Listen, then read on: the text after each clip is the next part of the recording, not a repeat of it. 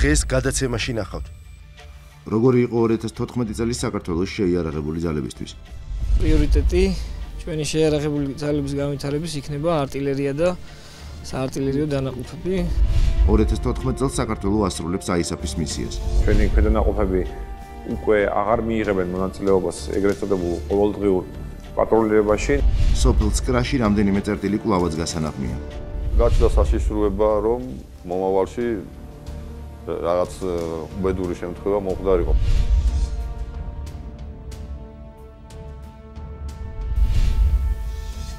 Orientes 2014 სულაც არ ყოფილა იოლი წელი საქართველოს შეიარაღებული ძალებისთვის.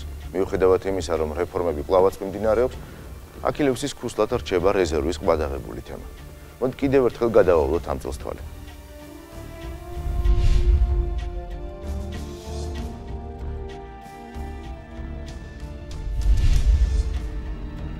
წელი თავდაცვის სამინისტროსთვის ავღანეთში დისლოცირებული სამხედროების როტაციით დაიწყო. 8 იანვარს ბათუმის ცალკეული ბატალიონის ერთი ნაკადი სამშობლოში დაბრუნდა. 2014 ქართველი მშვიდობის მყოფელებისთვის წარმატებული და რაც მთავარია უდანაკარგო წელიწადი აღმოჩნდა. ზოგადად წელი უსაფრთხოების სექტორში საკმაოდ დატვირთული იყო, როგორც შიდა, ასევე საგარეო ასპარეზზე. თუმცა რამდენად წარმატებული, ამაზე საუბარი ჯერჯერობით ნაადრევია. ნატოს უელსის სამიტის მოლოდინში და უკრაინაში განვითარებული მოვლენების ფონზე საქართველოს წინაშე არსებული საფრთხეები ბევრად უფრო ხელშესახები გახდა, ვიდრე ეს მანამდე იყო. ყირიმის აგრესიამ ნათლად აჩვენა, რომ რუსეთს ეკონომიკური სანქციები და საერთაშორისო საზოგადოების შეშფოთება არ შეაჩერებდა. ყირიმი უფროსძმას მართალია არალეგიტიმურად, მაგრამ მაინც შეუერთდა. მოსკოვს კონტროლი არც საქართველოს ოკუპირებულ ტერიტორიებზე დაუკარგავს. განაცხადი ევროატლანტიკურ სტრუქტურებში ინტეგრაციისკენ რუსეთის ეროვნული ინტერესებისათვის პირდაპირი საფრთხეა და ამ ინტერესების დასაცავად მან ყველა ბერკეტია ამოქმედა. რუსეთი არ აირჩევს რაღაც ფორსირებულ გზას ამ პრობლემის მოსაგვარებლად. 20 წელი ელოდნენ, არანაირი პრობლემა არ ჰქონიათ საკუთარი ინტერესების სარეალიზაციოდ. კიდევ დაელოდებიან სანამ ექნებათ ამის შესაძლებლობა და სანამ ექნებათ შესაძლებლობა დააფინანსონ ის მდგომარეობა, რომელიც დღეს აფხაზეთშია და უკვე ვთქვათ, რასაც გვაჩვენებს ვითარება, მდგომარეობა იმის მიხედვით აირჩევენ მათთვის ყველაზე მისაღებ და საუკეთესო რაციონალურ ვარიანტს. საქართველოს საერთაშორისო არენაზე თავდაცვისა და უსაფრთხოების სფეროში საკმაოდ აქტიურად ჩაერთო. თბილისს ნატოს უმაღლესი სამხედრო ორგანო სამხედრო კომიტეტი ეწვია. კომიტეტის ხდომაზე, რომელიც 28+1 ფორმატით შედგა საქართველოს უსაფრთხოებისა და თავდაცვის ტრანსფორმაციის ევროატლანტიკურ უსაფრთხოებაში წვლილისა და სამომავლო თანამშრომლობის საკითხები განიხილებოდა. ნატოს მაღალმა შეფასებებმა ამ კუთხით იმჟამინდელ მინისტრს საკმაოდ ამბიციური განცხადებებისკენ უბიძგა და წარმატებული რეფორმების საგარეო ექსპორტზე გატანა ერთ-ერთი მათგანი აღმოჩნდა. სწორედ ეს ის რეფორმებია, რომელსაც ნატო ეხლა გვირჩევს, რომ გაუზიაროთ სხვა ქვეყნებს, სადაც არის დეფიციტი ამგვარი გამოცდილების. მიუხედავად რეფორმების ექსპორტისა, თავდაცვის უწყებაში სისტემური და საკადრო ცვლილებები არ შეფერხებულა. წლის დასაწყისში ერთ-ერთი ასეთი სტრუქტურული ცვლილება სამხედრო სამრეწველო ტექნიკურ ცენტრ დელტასა და ვეტერანთა დეპარტამენტის სამინისტროსგან დამოუკიდებელ ერთეულებად გამოყოფა იყო. დეპარტამენტმა მალევე შეიცვალა სახელწოდებაც და უფროსიც, თუმცა ცოცხალ ვეტერანებს როგორც ჩანს კიდევ 5 წელი მოუწევთ ლოდინი, სანამ რეალურად და სასიკეთოდ მათთვისაც რაიმე შეიცვლება. სტრუქტურებიდან ერთ-ერთი პირველი ვიქნები, რომელსაც თავის სტრატეგია იქნება სამოქმედო გრძელვადიანი და დაახლოებით 5 წლიანი პირველ ეტაპზე. ჩვენ ამ დროში ვფიქრობთ გარკვეული პროცესების დაძვრას და სიტუაციური ანალიზით სრულყოფილი. თუმცა იყო რეფორმების ის ნაწილიც, რომელიც არათუ საექსპორტოდ, არამედ შიდა გამოყენებისთვისაც ვერ შედგა. რეზერვი, რომლის გარდაქმნის აუცილებლობა ჯერ კიდევ 2008 წლის რუსეთ-საქართველოს ომმა აჩვენა, კვლავ კონცეფციის შემუშავების სტადიაზეა. გასათვალისწინებელია ისიც, რომ ამ რეფორმის განხორციელება, რაც საკმაოდ გრძელვადიანი პროცესია, მანამდე უნდა დაიწყოს, სანამ შეიარაღებული ძალები მთლიანად გადავა პროფესიულ დაკომპლექტებაზე, რის შესახებაც განაცხადი უკვე გაკეთებულია. საბრძოლო მზადყოფნაზე მეტი აქცენტი იქნება გადატანილი და ჩვენ გვეყოლება მართლაც ისეთი არმია, რომელიც 4 წელიწადში მთლიანად პროფესიულზე უნდა გადავიდეს და ასევე იქნება სრულად თავსებადი ნატოსთან და ჩვენ პარტნიორ ქვეყნებთან. პარალელურად ოფიციალური თბილისი უელსის სამიტისათვის ემზადებოდა. მიუხედავად იმისა, რომ მაპის მინიჭების მოლოდინი სამიტამდე გაქრა, არ ნიშნავდა, რომ ეს ნატოსთან ურთიერთობების გაღრმავებას ხელს შეუშლიდა. დაანონსებულ პაკეტს არანაკლები მნიშვნელობა ჰქონდა და არა მხოლოდ საქართველოსთვის. სასწავლო ცენტრი, რომელიც ამ პაკეტის თანახმად საქართველოში უნდა განთავსდეს, რუსეთმა ნატოს სამხედრო ბაზად მიიღო. თავად პაკეტი საქართველოს ალიანსში გაწევრიანებაში და დიდი რაოდენობით ძალების განთავსების გარეშე ადგილზე სტაბილურობის უზრუნველყოფაში დაეხმარება. სამეზობლოში ეს უკვე მოინათლა როგორც ნატოს სამხედრო ბაზა საქართველოში. ჩამოვა კიდევ უახლოეს პერიოდში ექსპერტთა ჯგუფი, სპეციალისტების ჯგუფი, არის უკვე კონკრეტული ქვეყნები, ვინც და მუშაობთ ამ მიმართულებით, ვინც ნებაყოფლობით საფუძველზე, ესე ვთქვათ, კონტრიბუციას განახორციელებს როგორც მატერიალური მხარდაჭერით, ისე უშუალოდ მაღალი რანგის ოფიცრების მოვლენებით. აქ არის საწვრთნელი ბაზა, სადაც განხორციელდება დაწყებული საშტაბო ვარჯიშებიდან, ანუ რუკებზე ვარჯიშებიდან დამთავრებული ცოცხალი სროლების ჩატარებით. აქ არის გამოყენება, აქ იქნება გამოყენებული ყველა ის მეთოდიკა, რომელიც გულისხმობს, რომ დანაყოფები უნდა იყოს იდენტურად მომზადებული, იდენტურად იღებდნენ გადაწყვეტილებას, ანუ თავსებად, სრულად თავსებადები იყვნენ და ამავე დროს აქ ეს ბაზა იქნება ის ადგილი, სადაც მოხდება სხვადასხვა არა მარტო ქართული სამხედროს მომზადება, არამედ სხვადასხვა ქვეყნის სამხედროს მომზადება. მართალია რუსეთს მკვეთრი მოქმედებები არსებითი პაკეტის წინააღმდეგ არ განუხორციელებია, თუმცა აქტიურობა არ შეუჩერებია. ნაბიჯი ანექსიისკენ ასე შეფასდა საერთაშორისო თანამეგობრობის მიერ ხელშეკრულება, რომელიც ნოემბერში აფხაზეთის თვითგამოცხადებულ რესპუბლიკასა და ოფიციალურ მოსკოვს შორის გაფორმდა. მოკავშირეობისა და სტრატეგიული თანამშრომლობის ხელშეკრულებას აფხაზეთის მოსახლეობა არაერთგვაროვნად შეხვდა, მაგრამ გარკვეული კორექტირების შემდეგ ხელშეკრულებას ხელი მაინც მოეწერა და მისი ეგრეთ წოდებული რატიფიცირებაც მოხდა. თბილისი აღშფოთდა და აფხაზებს ავტონომია შესთავაზა, თუმცა ანექსიისკენ გადადგმული ნაბიჯი მთავრობისთვის ჯერ ანექსიას არ ნიშნავს. მალევე მსგავსი პარტნიორობისა და თანამშრომლობის შესახებ განაცხადი სამხრეთ ოსეთის დე-ფაქტო ხელისუფლებამაც გააკეთა. თუმცა ანექსიამდე ჯერ კიდევ შორს არის, ამიტომ ეს არის ძალიან მნიშვნელოვანი, რომ ჩვენ უნდა ძალიან ყურადღებით ვიყოთ თუ რა ხდება, როგორ ხდება. იყო უფრო მსხვილი ნიშნები ანექსიისა, მაგრამ ამ შემთხვევაში რუსეთი იძულებული იყო უკან წაეღო თავის რაღაც გარკვეული, ასე ვქვია, მოლოდინები, მოსაზრებები, მაგრამ ეს ანიშნავს, რომ ასე იქნება სულ. ნებისმიერ შემთხვევაში დოკუმენტი არის უკანონო, არ შეესაბამება საქართველოს კანონმდებლობას და ყველა დანარჩენ დოკუმენტებთან ერთად, როგორც 80-მდე მანამდე ხელმოწერა დოკუმენტია, ჩვენს მიერ მიღებული ითვლება უკანონო და დოკუმენტის განხილვაც ამიტომ აზრი არ აქვს. თავარი პრობლემა, რომელიც ამ ხელშეკრულებასთან ახლავს, ის არის, რომ ხელშეკრულება მათივე სამართლებრივი ნორმების შესაბამისად მანევრის შესაძლებლობას არ უტოვებს აფხაზეთის დე-ფაქტო ხელისუფლებას ქართველებთან ურთიერთობების გამოსასწორებლად. ის მთლიანად, მათ შორის მათ მიერ შექმნილი კანონმდებლობის საფუძველზეც დამოკიდებული ხდება რუსეთის ფედერაციის გადაწყვეტილებებზე. 2014 წელი თავდაცვის სფეროში საკადრო ცვლილებებითაც გამოირჩეოდა. გახმაურებული კაბელების საქმე თავდაცვის სამინისტროს მხრიდან მკვეთრი პოლიტიკური განცხადების მიზეზი გახდა, რასაც მინისტრის ცვლილებაც მოყვა. რიგით მე-9 მინისტრი ბოლო 10 წლის მანძილზე. ახალმა მინისტრმა დაწყებული რეფორმების დასრულებასთან ერთად ახალი პრიორიტეტებიც განსაზღვრა. არტილერია, თუმცა რაიმე კონკრეტული გეგმა ახედვა არტილერიის განვითარების შესახებ ამ დროისთვის უცნობია. ერთ-ერთი მთავარი მიმართულება, პრიორიტეტი ჩვენი შეიარაღებული ძალების განვითარების იქნება არტილერია და საარტილერიო დანაყოფები, რაზეც ჩვენ აქტიურად ვიზრუნავთ.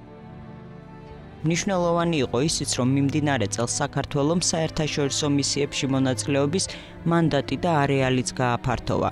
კოსოვოს, ერაყისა და ავღანეთის შემდეგ შეიარაღებული ძალების ქვედანაყოფი ამჯერად ევროკავშირის მანდატით ცენტრალური აფრიკის რესპუბლიკაში გაემგზავრა, სადაც მათი მთავარი ამოცანა აეროპორტის უსაფრთხოების უზრუნველყოფაა. გამომდინარე იქიდან, რომ აეროპორტი სტრატეგიულ ობიექტ და რიცხვს მიეკუთვნება და მოწინააღმდეგის პრიორიტეტულ სამიზნეს წარმოადგენს, ამოცანა საკმაოდ საპასუხისმგებლო და მნიშვნელოვანია. დეკემბერში ამ ქვედანაყოფის როტაციაც განხორციელდა. ამ სამშვიდობო მისიის ძირითადი ფუნქცია არის, რომ იყო პრევენციული ღონისძიებები გაატაროს, რომ მასობრივი დაპირისპირება არ მოხდეს. აქ არ არის საუბარი რაღაცა სერიოზულ ან რამე ტექნიკაზე ან იარაღით ბრძოლაზე. ძირითადად ეს არის აბორიგენები, რომლებიც ხმარობენ მაჩეტებს, შხამიან ისრებს და ასე შემდეგ. ანუ აქ არ არის იმ ტიპის საბრძოლო მოქმედებები, რასაც ჩვენ ვეძახით, როგორც ჩვენ წარმოგვიდგენია მაგალითად ავღანეთში. მოხარულები ვართ, რომ ქართული კონტინგენტი ცენტრალური აფრიკის რესპუბლიკაში მიმდინარე მისიაში მონაწილეობს და მზად არის საერთაშორისო ოპერაციაში გააგრძელოს კონტრიბუცია. ბანგში ყოფნისას ქართულ სამხედრო მოსამსახურეებს შეხვდი. ისინი თავისი საქმის პროფესიონალები არიან. ცენტრალური აფრიკის რესპუბლიკის პრეზიდენტი, პოლიტიკოსები, გაეროს წარმომადგენლები ქართული სამხედროების წვლის აფასებენ, რომლებიც ძალიან მნიშვნელოვან მისიას ასრულებენ და ადგილობრივი მოსახლეობისთვის ჰუმანიტარული დახმარების თავისუფლად მიწოდებას უზრუნველყოფენ. მეტი ნატო საქართველოში ეს დევიზი გასდევდა 2014 წელს. ნატოსკენ სწრაფვა, რომ პრიორიტეტია ამის შესახებ ბევრი პოლიტიკური განცხადება გაკეთდა. ეს ის ქვაკუთხედია, რომლის გარშემოც აქტიური პოლიტიკური წრე ერთიანია. ჯარისკაცისთვის ეს დევიზი რეალური ქმედებებია. დამღლელი წვრთნები, ხანგრძლივი საერთაშორისო მისიები თუ სამხედრო ნაწილში გატარებული დღესასწაულები და მათი შრომის შედეგებიც, როგორც წესი, ბევრად უფრო რეალური და ხელშესახებია, ვიდრე რომელიმე პოლიტიკური განცხადება. სწორედ ამის დასტურია ისიც, რომ 2015 წელს პირველი ბრიგადის 1 ასეული ნატოს მუდმივ მოქმედ სწრაფი რეაგირების ძალებში გაწევრიანდება და საკუთარი სიცოცხლის ფასად მსოფლიოს ყველა ცხელ-წერტილში პარტნიორებთან ერთად დადგება ყველა იმ ფასეულობის დასაცავად, რასაც ქვეყნის ეროვნული ინტერესები ითვალისწინებს.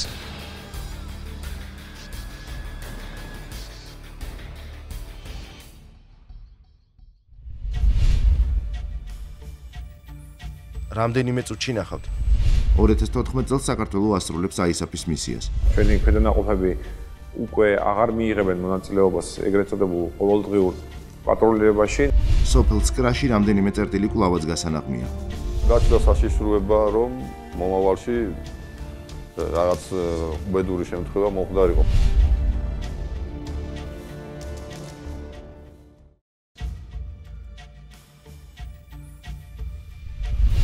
2014 წელს სრულდება გახმაურებული ISAF-ის მისია, რომელშიც წლების განმავლობაში აქტიურად იყვნენ ჩართული ქართული ჯარისკაცები. 2015-დან ქართულ ჯარისკაცებს ექნებათ აბსოლუტურად განსხვავებული ამოცანები, ამჯერად უკვე პოსტ ISAF-ის მისიის ფარგლებში. ისინი გაწვრთნიან ავღანური უსაფრთხოების ძალებს. დეტალები კი ნახეთ ჩვენს რეპორტაჟში.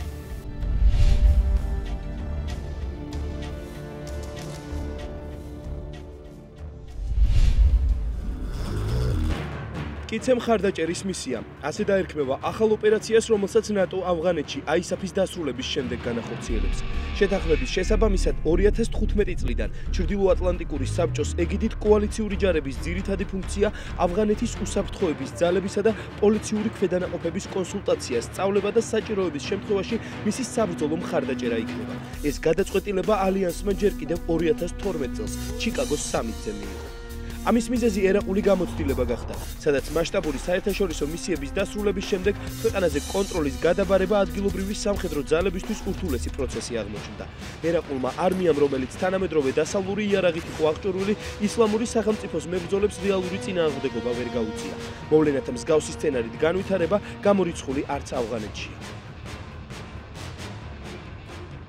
ბოლომდე წმენა იმისი, რომ ავღანეთიდან კონტინგენტის მნიშვნელოვანი ნაწილის გამოყვანის შემთხვევაში ვითარება დასტაბილურდება რეალურად და მოწესრიგდება ამისი არ არის. ამას განაპირობებს მართლაც ავღანეთის ძალიან ჭრელი ეთნიკური, ასე ვთქვათ, შემადგენლობა. იქ თვითონ რეგიონებში არის ძალიან სერიოზული, ასე ვთქვათ, გავლენის მქონე ადამიანების, რომელთა უკანაც დგანან ძალიან სერიოზული შეიარაღებული დაჯგუფებები, ასევე ტალიბანის როგორც ასეთი საკითხი და პრობლემა მოგვარებული არ არის.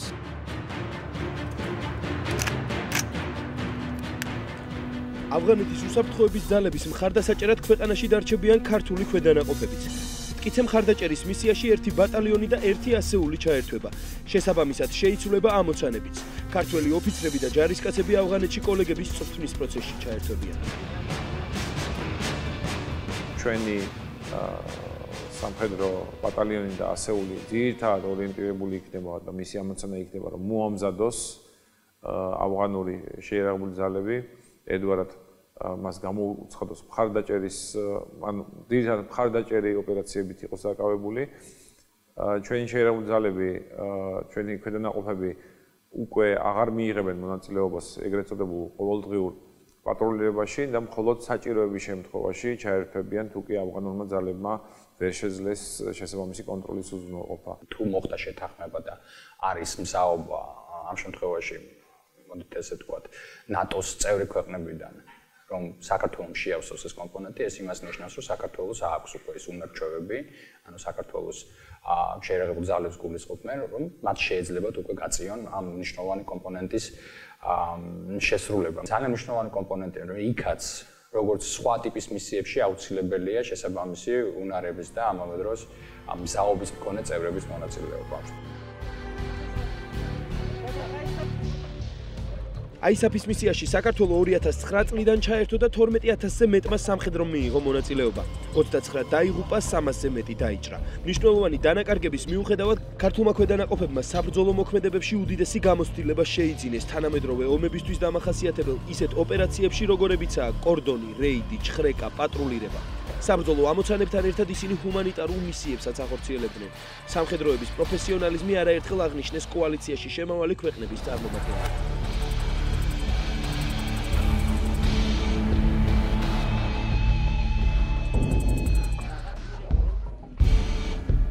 ჩვენმა ჯარისკაცებმა, ოფიცრებმა ძალიან მნიშვნელოვანი გამოცდილება მიიღეს.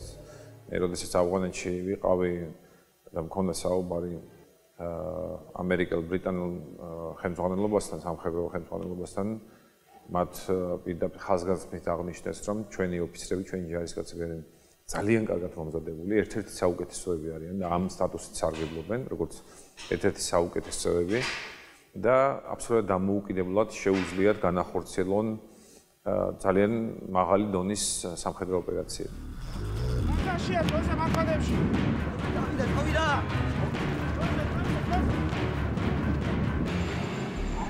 ISAF-ის მისიაში მონაწილეობა მნიშვნელოვანი იყო ზოგადად ქვეყნისთვის და ევროატლანტიკურ სტრუქტურებში ინტეგრაციისკენ გადადგმულ კიდევ ერთ ნაბიჯს წარმოადგენდა. საქართველოს საერთაშორისო უსაფრთხოების ღონისძიებების არა მხოლოდ მომხმარებელი, არამედ მისი აქტიური მონაწილეც გახდა.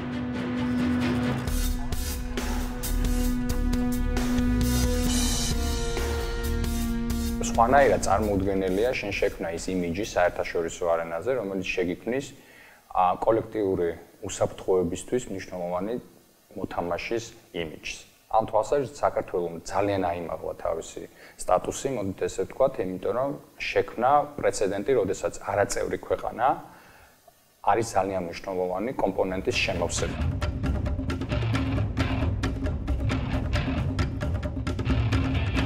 ავღანეთიდან კოალიციური ჯარების გაყვანის პროცესი 2012 წლიდან დაიწყო. ნატოს ეგიდით მოქმედმა ქვედანაყოფებმა ვალდებულებები ადგილობრივ სამხედრო ძალებს ეტაპობრივად გადააბარეს. ვითარება ავღანეთში მნიშვნელოვნად განაპირობებს რეგიონის სტაბილურობას და სწორედ ამ სტაბილურობის მიღწევა და შენარჩუნება მტკიცე მხარდაჭერის მისიის მთავარი ამოცანაა, სადაც თავიანთ წყვილს კიდევ ერთხელ შეიტანენ ქართველი სამხედროები.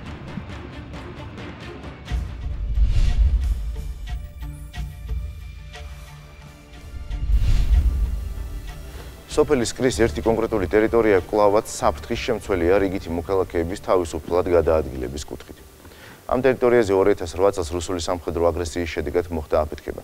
ფეთქებად საშიში ნივთიერებები კი კვლავაც დარჩენილია და საჭიროებს განაღმით სამუშაოებს. არსებობს 3 წლიანი გეგმა. დეტალები კი ნახეთ ჩვენს რეპორტაჟში.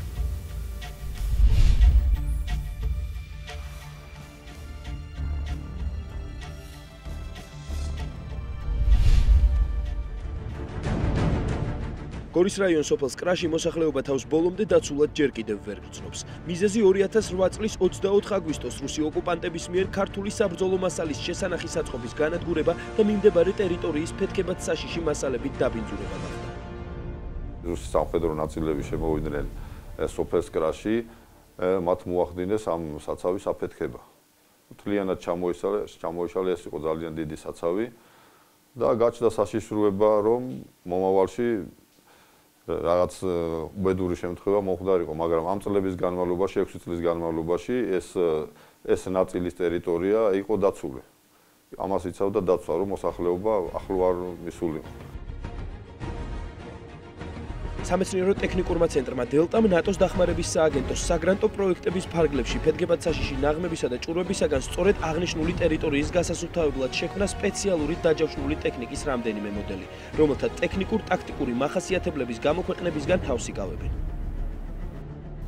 შეეხება თვითონ მანქანებს, ამ პროექტის ფარგლებში დავამზადეთ 3 დაჯავშნული მანქანა, ექსკავატორი და ეს შემდეგ.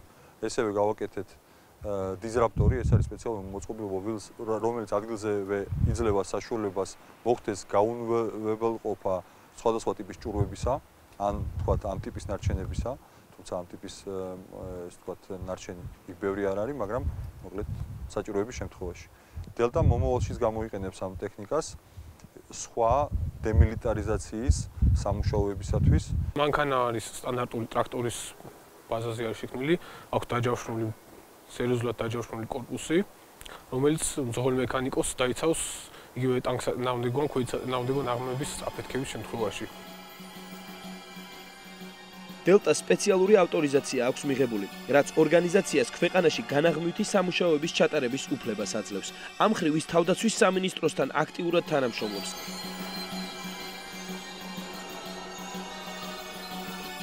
საჭიროების შემთხვევაში სამეცნიერო ცენტრი საქართველოს შეიარაღებულ ძალებს საკუთარ საინჟინრო ტექნიკასაც მიაწვდის.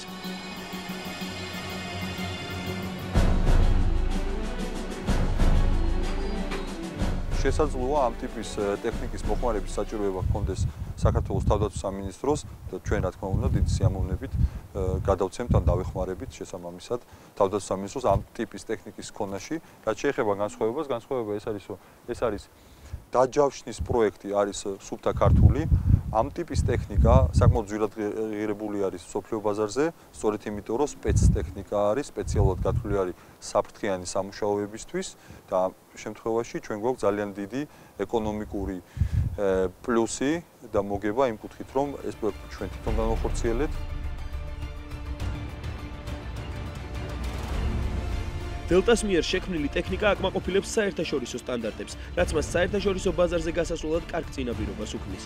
ბაზარზე დამკვიდრება კი კომპანიისთვის ერთ-ერთი უმთავრესი ამოცანაა. საერთაშორისო ტენდერებში მონაწილეობა დელტას ტექნოლოგიურად კიდევ უფრო განვითარების საშუალებას აძლევს. ბაზარზე დამკვიდრების მიზნით დელტამ 2014 წელს რამდენიმე მნიშვნელოვანი ნაბიჯი გადადგა. ქართული შეჯავშნული სამედიცინო საევაკუაციო მანქანა საუდის არაბეთში დღემდე მონაწილეობს მსხვილ ტენდერებში, რომლის საბოლოო შედეგი 2015 წლის იანვარში გახდება ცნობილი. ჯავშან მანქანების მიმართულებით დელტა აქტიურობას მომავალ წელსაც აპირებს. საკუთარ პროდუქციას ის ამჯერად უკვე არაბეთის გაერთიანებულ საემიროებში წარადგენს. დელტას პრიორიტეტებს შორის რჩება საქართველოს შეიარაღებული ძალებისთვის სპეციალური პროდუქტების მიწოდება და ახალ ტექნოლოგიებზე მუშაობა. გვაქვს დაწყებული პროექტები თვისებრივად ახალი პროდუქტების მიმართულებით, როგორც აქამდე დელტას არ ქონია, თუმცა ეს პროექტები ეხლა არის საიდუმლო რეჟიმში, ამიტომ ჩვენ იმედი გვაქვს, რომ მალე, მას მერე, როდესაც განხორციელდება პროექტი, მოხდება პროექტის განსაიდუმლოება და წარუდგენთ ქართულ, ასე ვთქვათ, საზოგადოებას, მათ შორის ჩვენს უპირველეს მომხმარებელს ამ კუთხით, საქართველოს თავდაცვის სამინისტროს.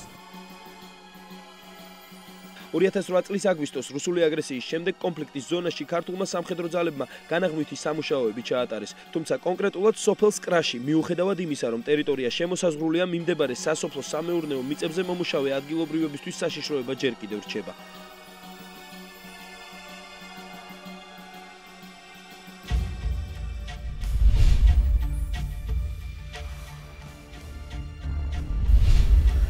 და ბოლოს 2014 წელი იყო საკმაოდ რთული საქართველოს შეიარაღებული ძალებისთვის. თუმცა გაცილებით რთული იქნება 2015. იქიდან გამომდინარე, რომ მას ემატება რამდენიმე საერთაშორისო მისია, როგორც ავღანეთის ტერიტორიაზე, ასევე აფრიკის კონტინენტზე. გარდა ამისა, საქართველოს შეიარაღებული ძალების ერთი კონკრეტული ქვედანაყოფი ჩაერთვება ნატოს სწრაფი რეაგირების ძალებში. ეს იქნება წელი, რომელიც იქნება საკმაოდ დახუნძლული მოვლენებით და არ უნდა დაგვაუწყდეს კიდევ ერთი რამ, რომ საფრთხეები საქართველოსთვის არ მცირდება.